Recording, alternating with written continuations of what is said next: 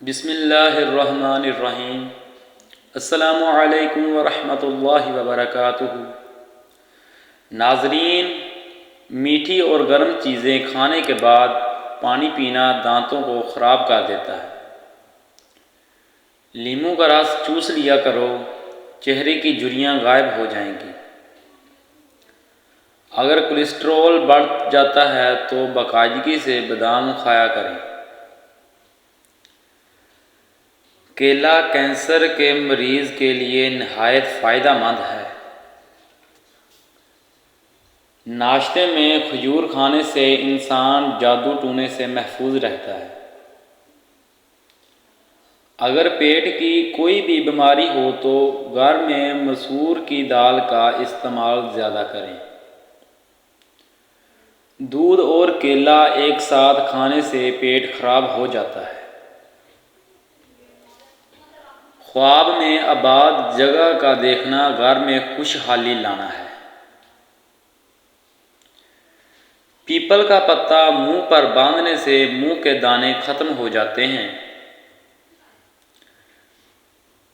کچا امرود بھولنے کی بیماری کا سبب بنتا ہے۔ چربی والے گوشت کا استعمال کرنے سے بانجھ پن کی بیماری ختم ہو جاتی ہے۔ اگر کام کرتے وقت اچانک سر میں درد ہونے لگے تو تھوڑا سا نمک چاٹ لو۔ ٹھنڈے پانی سے منہ دھونے سے منہ پر جھریاں آنے لگتی ہیں۔ نہار منہ پودینے کی ڈنڈیاں چبا لینے سے جوانی دیر تک قائم رہتی ہے۔ گنے کا جوس ہاضمے کے لیے بہت اچھا ہوتا ہے، اس سے جگر مزید اچھا کام کرتا ہے۔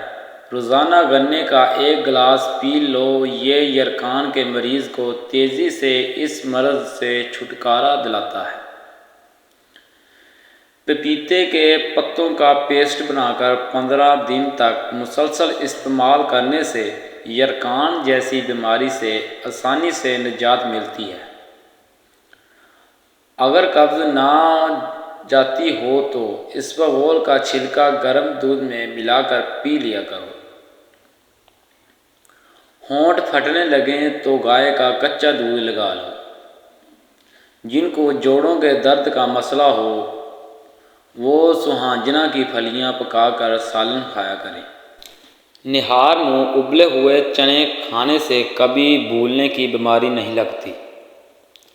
جن کو اولاد نہ ہوتی ہو وہ جمعے والے دن یتیم مسکین بچوں کو کھانا کھلایا کریں، بہت جلد اللہ ان کو اولاد عطا فرمائے گا۔ جگر کی خرابی میں مالٹے کا استعمال زیادہ کرو۔ انار کے چھلکوں کی چائے پینے سے زکام فوری ختم ہو جاتا ہے۔ حمل کے دوران کھٹی چیزیں کھانے سے پرہیز کیا کرو، یہ بچے کے لیے نہایت نقصان دہ ہے۔ پانی میں نمک ملا کر گھر میں سپرے کرو، گھر میں مچھر نہیں آئے گا۔ پاخانہ کرتے وقت اگر 5 منٹ سے زیادہ وقت لگتا ہے تو جان لو آپ کا معدہ ٹھیک سے کام نہیں کر رہا۔ روٹی چبا کر کھانے سے گیس نہیں ہوتی۔